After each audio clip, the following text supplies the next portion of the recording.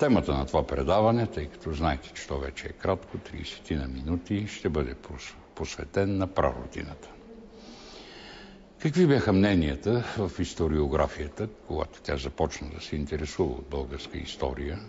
Имам предвид историографията световната, тъй като българска нямаше, поне до освобождението на България. В края на 18 век двама чужденци, един французин и един германец, в своите съчинения по общо европейска история написаха, че българите са по произход тюрки. Дошли са, значи, тук по нашите земи от Монголия, от източен Сибир, от алтайските равнините, разположени под планината Алтай. Тюрките, както ви е известно, са азиатска раса, хора с дръпнати очи, те и сега си живеят там и очите им са дръпнати. Българите не са такива и това е. Се огледаме около себе си, няма да видим нито един човек с дръпнати очи, но се смяташе, че те са били една капка хора, разтворили се в Славянското море и по този начин се е получил днешния расов тип. Двамата учени направиха оговорката, между другото на времето, в края на 18 век българските земи са в Османската империя, тя още не се е отворила към света, една затворена система е.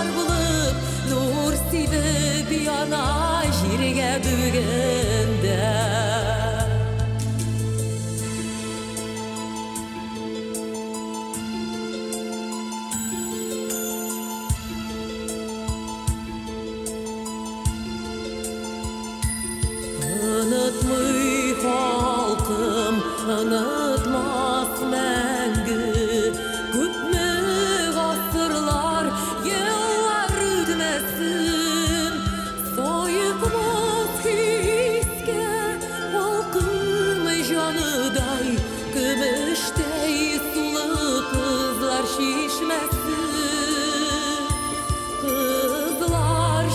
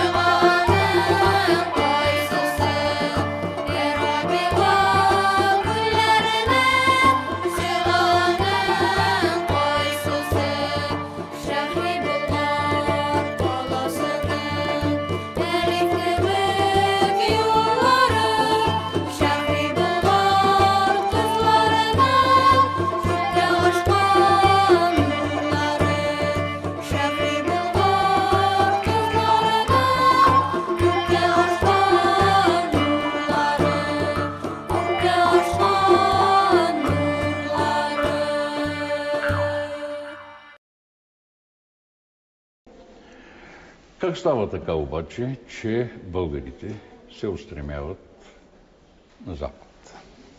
Всеки народ, особено високоцивилизованите народи, които са решили своите проблеми, имат твърде много деца, демографски нарастват и затова се мъчат да овладеят нови територии, понякога твърде далечни от тяхната родина. Спомнете си древните гърци, които в техните малки градове държави демографски много бързо се разширяват. Затова древните гърци си определят един контингент от хора, тръгват с кораби на някъде, предварително са постигнали споразумение с местните племена или, ако са по-близо до родината майка, със сила завоюват територии и там си правят не колонии, както е в модерната епоха, а нови държави. По същия начин се смята, че и българите в един прекрасен момент са излъчили един голям контингент от хора, за разлика от малките гръцки градове държави, те могат да отделят 100, 200, 300 хиляди души и да тръгнат на запад търсене на нова родина. Родината Балхара до Кавказските планини. Ето тук между Черно и Каспийско море се простират Кавказските планини, които между другото са две големи вериги, а по средата има много хубави плодородни полета. Смята се, че българите точно там са основали втората си държава. Кога е станало това? Това е станало вероятно някъде във 2-1 век преди новата ера.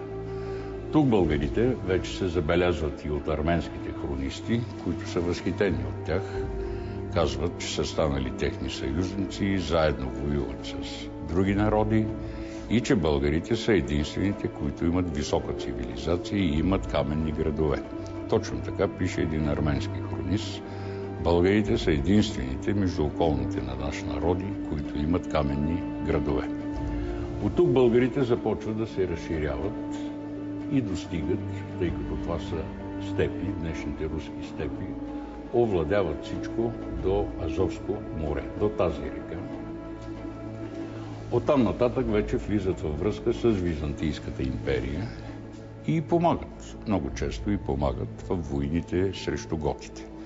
Знаете, че са почнали варварските нашествия и тези варварски нашествия са довели до там, че Римската империя, или по-точно Източната Римска империя, която ние познаваме под изкуственото име, то е научно име, Византия, тя никога не се е наричала така Византия, нарича се Римска империя, българите им помагат. Смята се, че за първи път са стъпили в Европа през 384 година в резултат на договор на император Зенон, с който той ги повикал, за да се сражава с готите.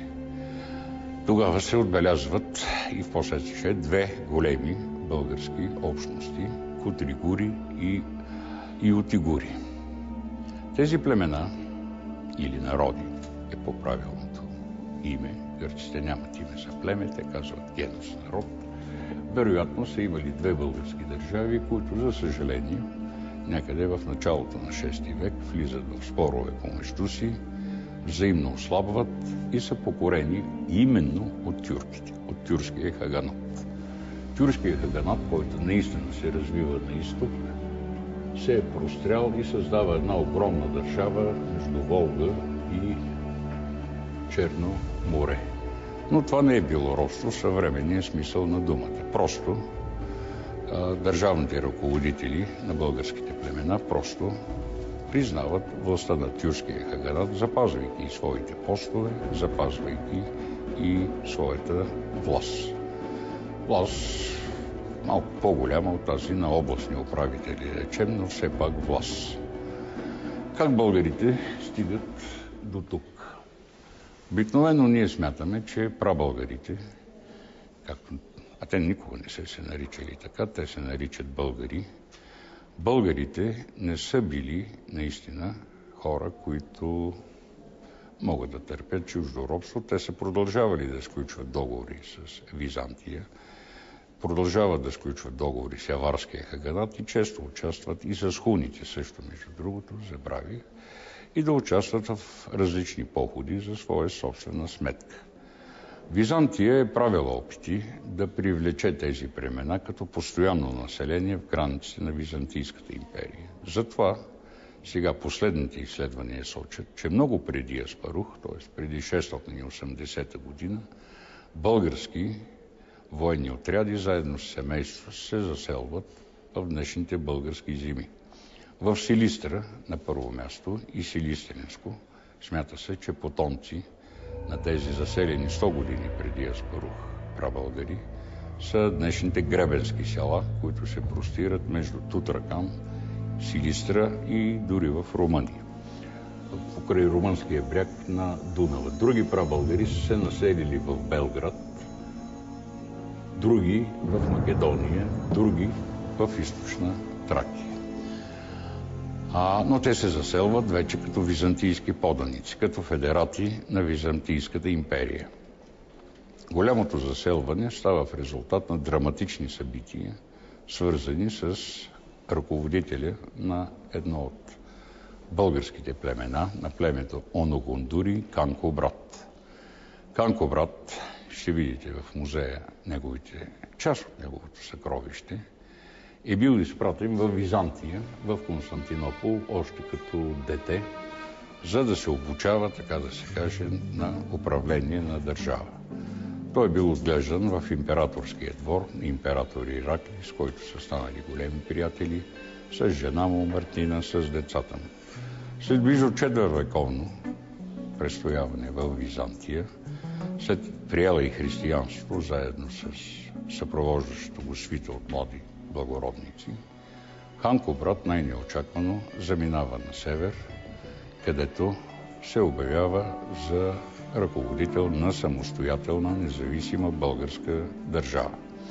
Аз определено мисля, че това е един българо-византийски проект на двама държавни мъже, които са се разбрали северната граница на Византия да бъде прикрита от една силна и приятелска българска държава.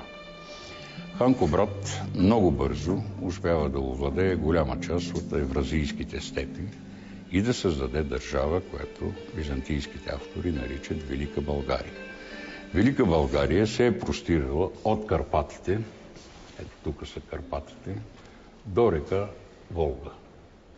Именно затова се нарича Велика България. Неправилни са тези мнения, които чертаят една малка България тук в Донско-Кубанските и Днепърските степи, която в никакъв случай не би могла да бъде наричана от византийските автори Велика или Голяма България.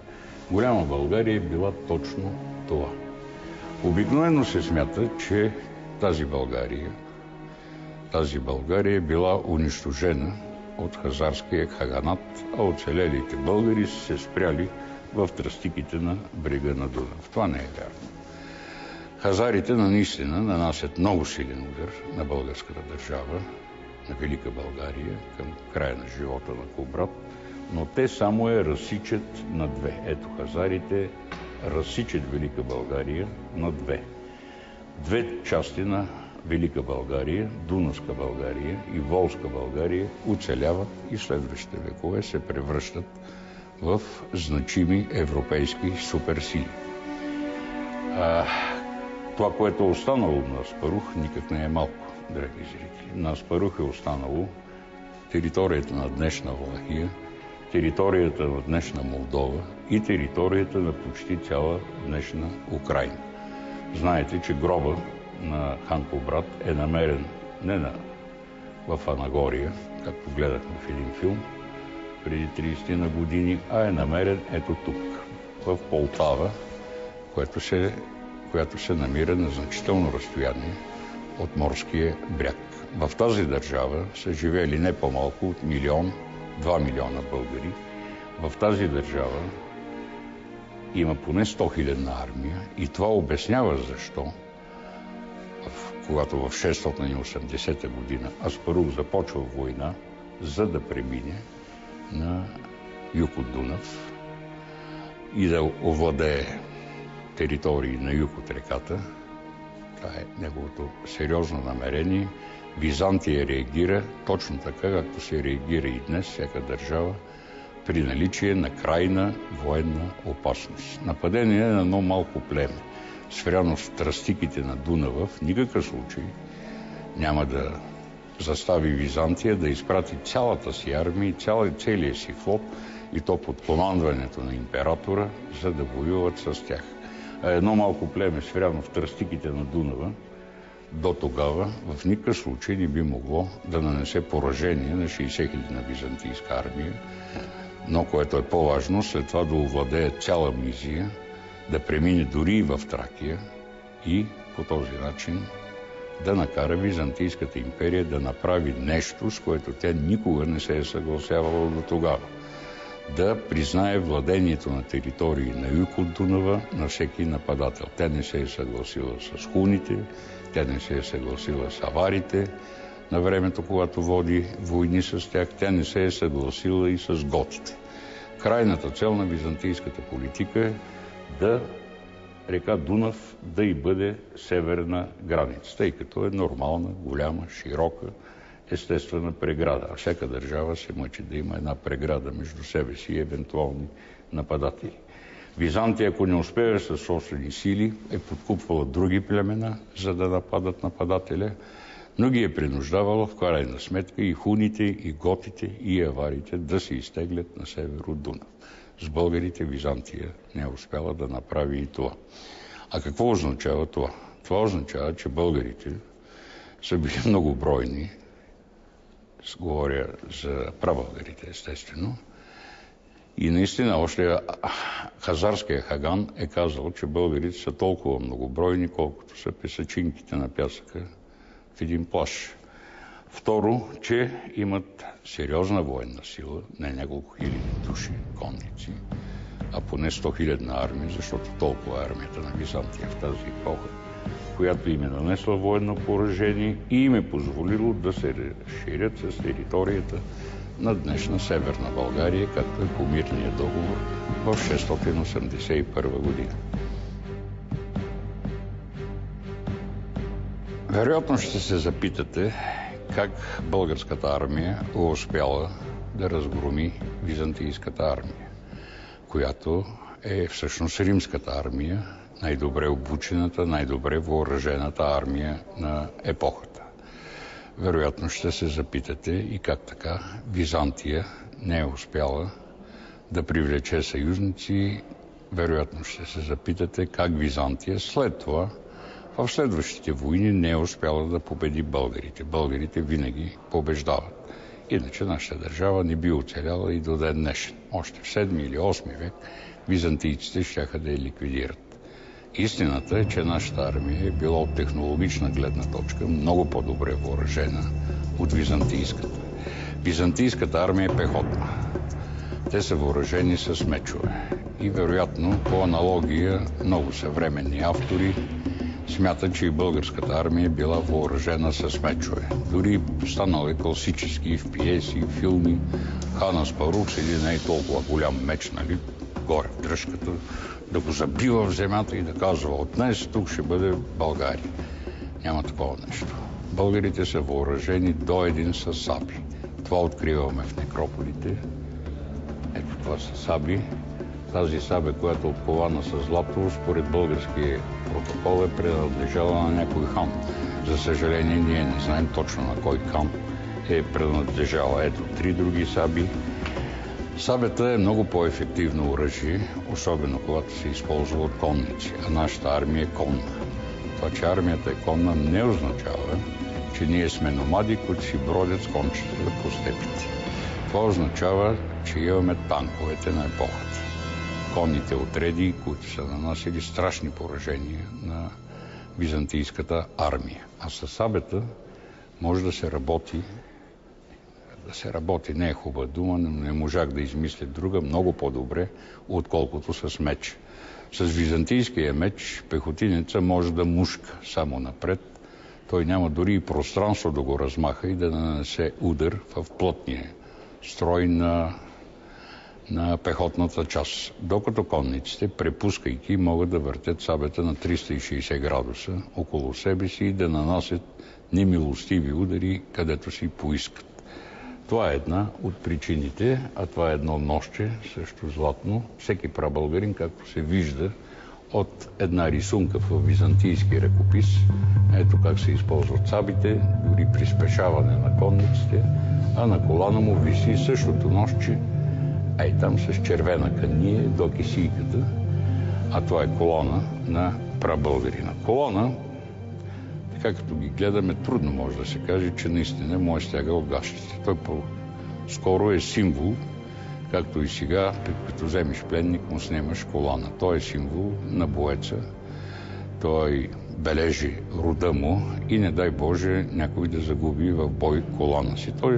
да бъде пленен. Той човек е оставал посрамен за цял живот. Любопитна подробност, няколко византийски автори пишат, че при българите и младите жени са се занимавали, т.е. са участвали в армията. Така както е днес в израелската и мисли в швейцарската армия. При това оръжието на българина си е било вкъщи. Вкъщи той е трябвало да гледа не един, а два бойни кони, които е нямал право под страх от смъртно наказание да използва в селско-стопанската работа. Освен това, българите са се обучавали и на бойни изкуства. Бойни изкуства от типа на тези, които ги знаем, че идват сега от Азия, от Китай и от Япония. Дори много автори смятат, че именно българите са научили още докато са били там в Балкара и китайците, и японците, т.е. че ние сме родоначалници на тези бойни изкуства. Един арабски автор възкликва: българите са изполини по ръст и много добре умеят да се бият. 10 наши бойци в ръкопашен бой не могат да излязат на глава с един българин. Като имате предвид, че и жените си имали тези умения, това обяснява много високото положение в обществото на българската жена. Как да се озъбиш на жена си? Примерно вкъщи, както сега го правим понякога, когато жената с 2-3 удара може да просне на пода бездиханен, така за половин час. Така че българите са уважавали жените си, тъй като жените сами си спечелили, така да се каже, това право. Даже се смята, че византийски император Никифор е убит точно от една такава женска част, която не можела да му прости, че той е конкурент до известна степен.